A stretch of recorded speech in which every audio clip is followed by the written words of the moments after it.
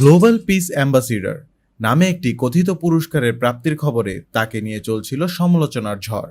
প্রথমে জাতিসংঘের পুরস্কার বলে ঘোষণা দিলেও পরে জানা যায় সেটি আসলে অর্থের বিনিময়ে কেনা। কিন্তু জাহিদ খান নির্ভার, তিনি দিব্যি যুক্তরাষ্ট্রের বিভিন্ন অনুষ্ঠানে অংশ নিচ্ছেন, মেতে আছেন নাচ গানে। সম্প্রতি মডেল পিয়া বিপাশার সঙ্গে তার একটি নাচের ভিডিও ভাইরাল হয়। ব্যাকগ্রাউন্ডে বাজছিল কিংবদন্তি অভিনেতা সালমান শাহ অভিনীত সিনেমার গান।